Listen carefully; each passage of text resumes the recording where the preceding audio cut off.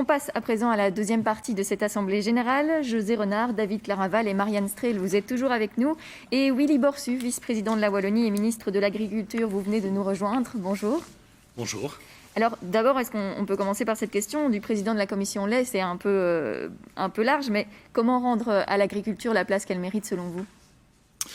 Je pense qu'il y a un élément majeur qui est tout d'abord celui du revenu. Ça a été évoqué à plusieurs reprises et les mécanismes qui permettent de sécuriser les revenus, que ce soit à travers des balises, notamment dans l'organisation commune des marchés, à travers des dispositifs assurantiels, ça a été évoqué également, à travers aussi un soutien à la valorisation des produits, valorisation de proximité, renforcement également par rapport à ce rapport de force, quelquefois très difficile dans les filières, avec ceux qui transforment, avec ceux qui commercialisent.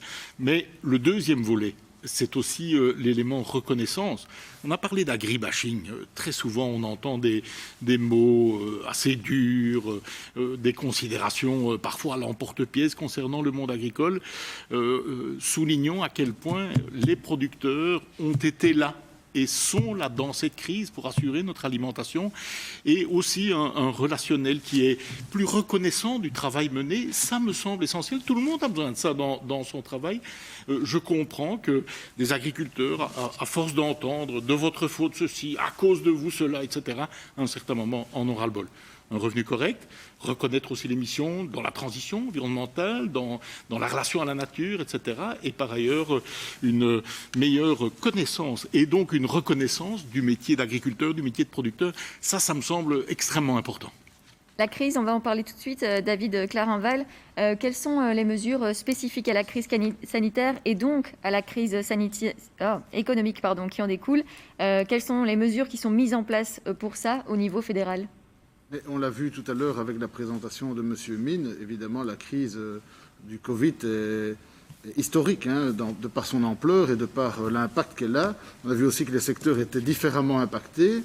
C'est vrai que le monde agricole a peut-être pu être un peu moins impacté que d'autres secteurs, grâce notamment à ce qui a été dit jusqu'à présent. Mais soyons de bon compte, au sein des secteurs, il y a des spécificités qui ne dépendent pas nécessairement du Covid. Et on voit aujourd'hui, par exemple, pour le porc, pour le lait ou les volailles notamment, à cause d'une part de la PPA en Allemagne, mais aussi à cause de la peste aviaire aux Pays-Bas et en France, mais aussi à cause de toute une série de contraintes du Covid, on voit qu'il y a ces sous-secteurs-là ont été particulièrement impactés. Donc on a pris des mesures pour les reconnaître comme étant en crise et leur donner des possibilités de report, mais aussi de suspension de cotisation, avec une certaine souplesse et facilité, parce que notamment ces trois secteurs-là ont été très impactés. Mais de manière plus générale, les agriculteurs sont aussi des indépendants, et donc toutes les mesures qui sont mises en place pour les indépendants sont également disponibles, et c'est pour cela, c'est la raison pour laquelle on a veillé, par exemple, à ce que la passerelle de crise qui dit que si un indépendant a perdu 40% de son revenu par rapport au mois équivalent de l'année 2019, l'agriculteur, ici en l'occurrence, pourrait demander une passerelle s'il a évidemment perdu 40% par rapport au mois de janvier 2019 ou au mois de février 2019. Donc ça dépend évidemment de la situation de l'agriculteur, mais on sait que certains agriculteurs qui dépendaient parfois directement de l'ORECA ou d'autres secteurs sont terriblement impactés. Et donc ce sont des mesures générales qui ont été mises en place aussi au bénéfice des agriculteurs. Et Willy Borsu, au niveau du gouvernement wallon, donc le gouvernement a mis en place l'initiative Get Up Wallonia qui a pour but de dessiner donc ensemble l'avenir de la région. Le gouvernement a dû fournir une liste de projets qui bénéficieront d'un budget européen et on attend toujours une décision de l'Europe à ce sujet. Où est-ce qu'on en est concrètement aujourd'hui ?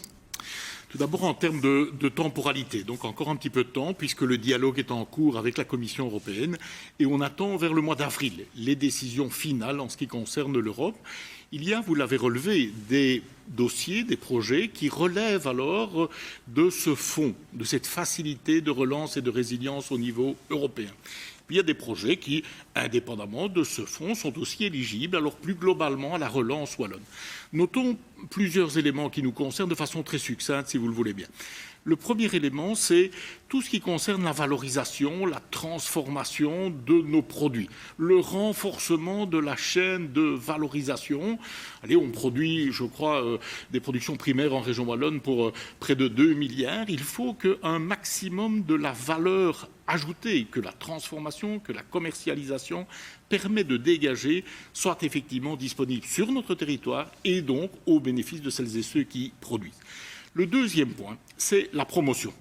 On l'a bien vu, il est absolument essentiel, et je voudrais vraiment souligner les propos de Mme Lambert à ce propos, et à cet égard, je dois dire, et je confie à Marianne, que je ne retire presque pas un mot de ces 40 minutes d'intervention, tant j'adhère à ces différents propos.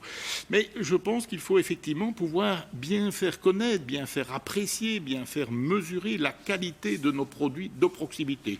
Qu'il s'agisse de produits bio, de produits traditionnels, conventionnels, de différentes spéculations. Je pense qu'on a vraiment une grande richesse de production, une grande richesse de transformation de nos produits chez nous. Faisons-les connaître. Ça, ce sont des soutiens complémentaires.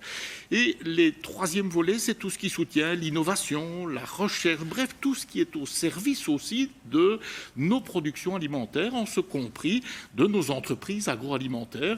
Permettez-moi d'ajouter peut-être un élément qui intéresse aussi le monde agricole, c'est la digitalisation. Donc l'ensemble de ce qu'on peut mettre à disposition de nos agriculteurs, de nos producteurs, de manière à les aider dans la gestion, dans la connaissance d'un certain nombre d'éléments qui sont indispensables à leur travail. Aussi les aider à réduire, par exemple, les sollicitations d'utilisation de produits phytosanitaires ou l'utilisation d'intrants. Bref, on a tout un champ ici du smart farming, comme on dit maintenant, qui est à mon avis aussi un champ du futur. Voilà quelques exemples. Je n'ai évidemment pas fait le tour de la question, mais voilà quelques illustrations, me semble-t-il, de ce qui se prépare. Et José Renard, quelles sont les priorités de la foi dans ce plan de relance? Comment la Fédération s'y est impliquée? La Fédération s'est impliquée à différents niveaux depuis le début de la crise.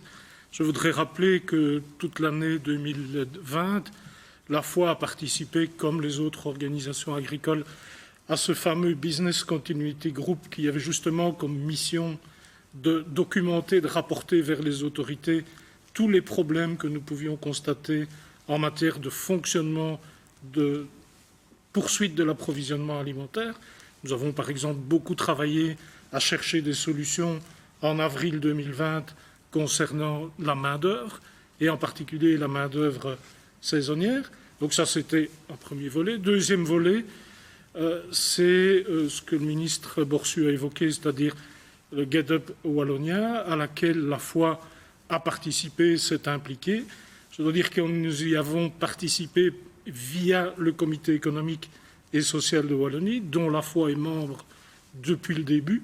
Et je voudrais quand même aussi souligner qu'être membre de cette instance de concertation sociale et être le seul représentant des agriculteurs est une opportunité. Je crois que c'est la reconnaissance du rôle particulier des agriculteurs, en rappelant aussi que ces agriculteurs sont des indépendants et une catégorie d'indépendants très particulier, puisque la majorité des exploitations, c'est 1,5 unité de main-d'œuvre. Donc, voilà une catégorie socio-professionnelle très particulière, bien reconnue dans ce cadre-là. Et la foi a participé à tous les travaux dans les 3 task forces organisées par le gouvernement wallon.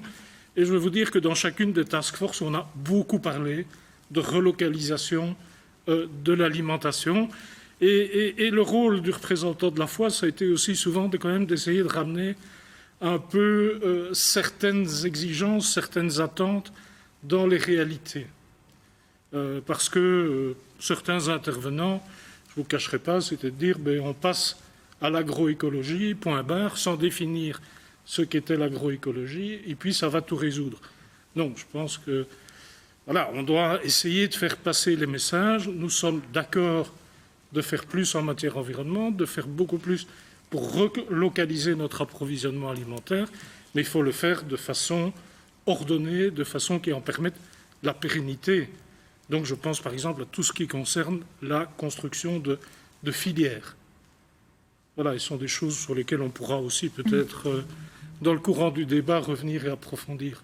Oui, justement, la place dans la filière, c'est le deuxième thème. David Clarinval, qu'en est-il de la mise en œuvre de la directive sur les pratiques commerciales chez nous? Comment cette directive peut aider l'agriculteur à gagner en force, justement, dans les filières? Nous devons implémenter cette directive avant le mois de novembre 2021. Et je pense que c'est une bonne chose parce qu'en fait, un des leitmotifs qui guide mon action dans l'accord de gouvernement, c'est la concurrence loyale. Donc, cette directive UTP vise à justement lutter contre les pratiques abusives et la concurrence déloyale. Et donc, par exemple, nous allons mettre en œuvre dans cette législation la lutte contre les délais de paiement excessifs ou le fait que l'on puisse rompre un contrat en dernière minute quand on a des biens qui sont périssables, ou le fait de pouvoir modifier unilatéralement quand on est un grand groupe vis-à-vis d'un petit acteur certaines clauses du contrat. Donc je crois que pour le monde agricole, c'est une opportunité à saisir pour justement renforcer la capacité d'action et d'être plus fort, et notamment pouvoir résister à certaines pratiques qui étaient déloyales. Donc normalement, ce sera pour le mois de novembre que nous devrons mettre ça en place. Les concertations seront menées, le texte est en cours de discussion.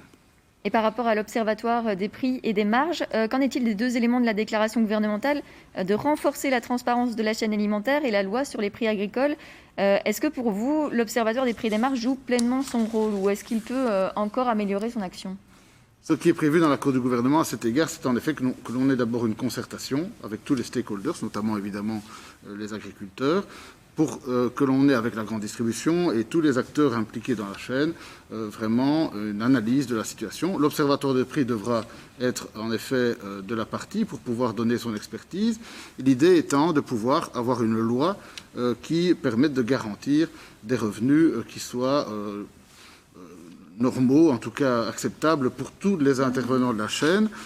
Et donc cela se traduit aussi dans les contacts que nous aurons avec d'autres acteurs internationaux, par exemple.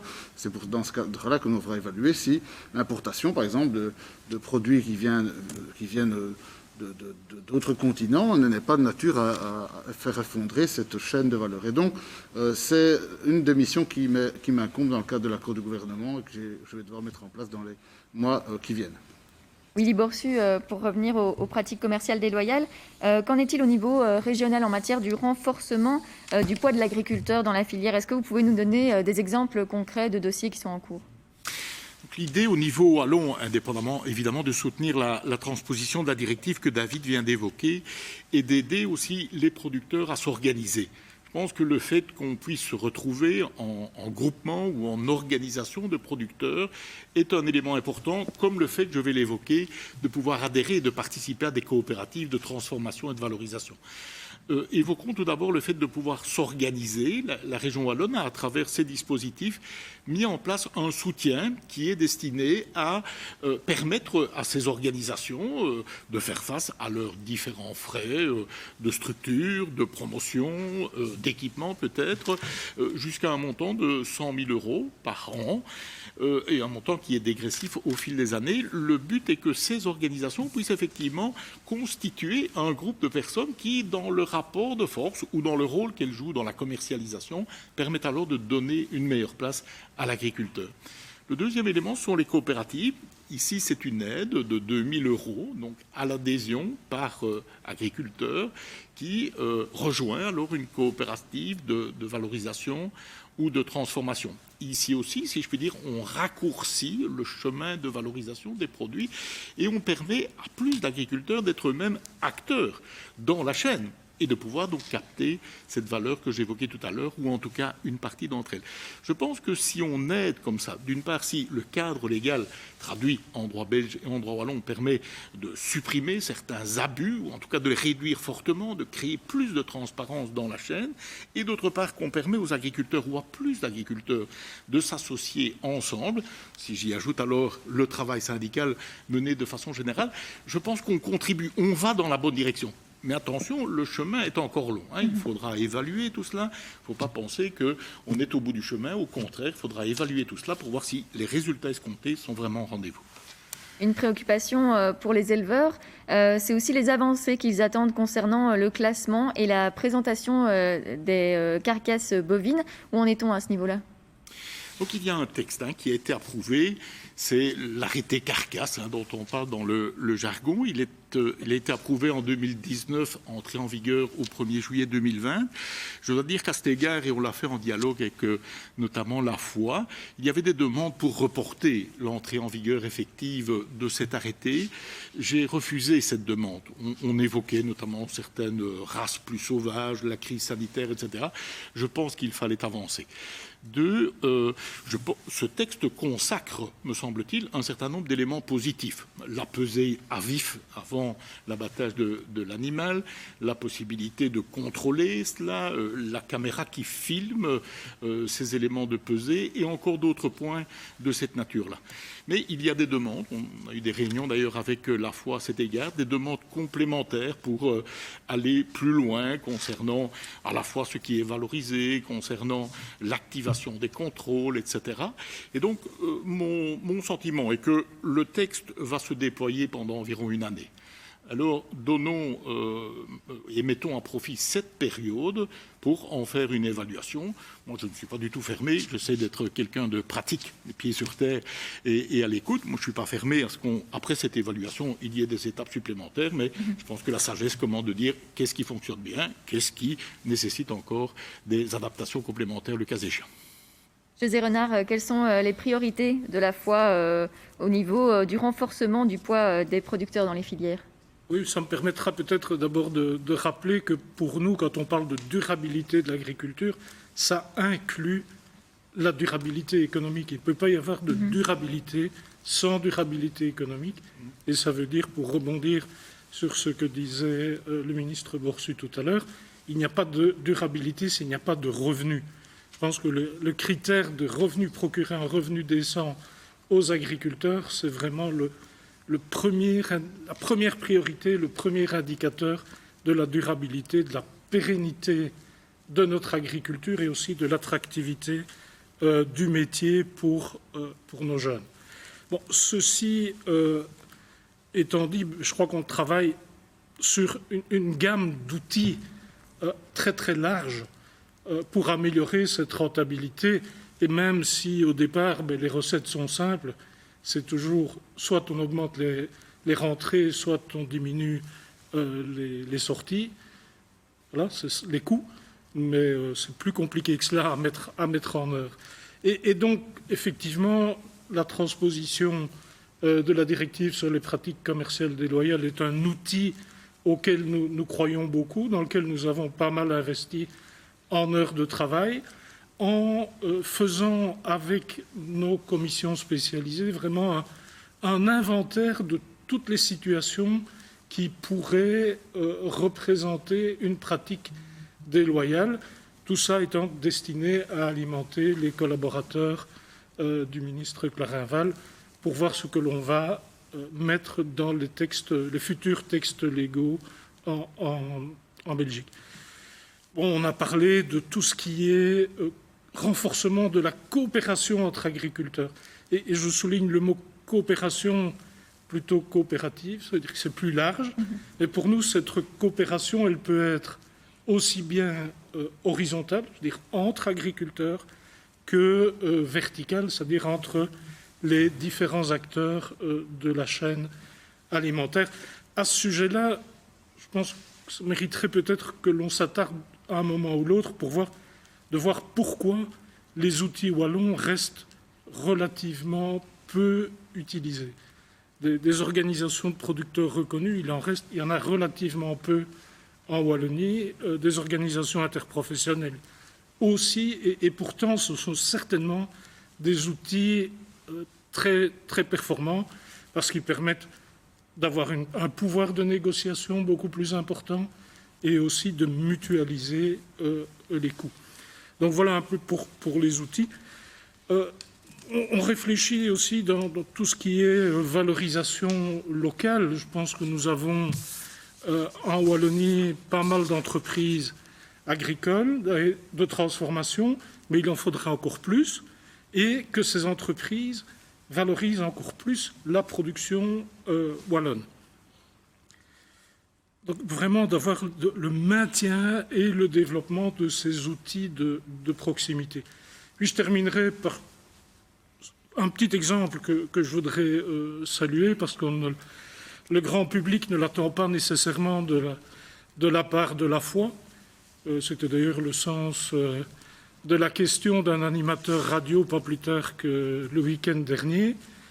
Nous avons, dans le cadre d'un projet soutenu par la région wallonne, développé une filière de commercialisation de farine panifiable d'origine biologique. Ça s'appelle Belgrain et c'est vraiment une filière mise en place et soutenue par les producteurs qui veulent se réapproprier la commercialisation des céréales qui sortent de leur exploitation et en obtenir un prix rémunérateur, ce qui n'est pas toujours le cas lorsque les céréales sont livrées chez de grands collecteurs sans avoir de vision sur ce qu'elles deviennent. On nous a transmis 2 questions des personnes qui nous suivent. D'abord pour vous, David Clarinval, comptez-vous relancer lors de la réouverture de l'Horeca la campagne bœuf belge servie ici, c'est-à-dire la charte Horeca pour la viande bovine belge?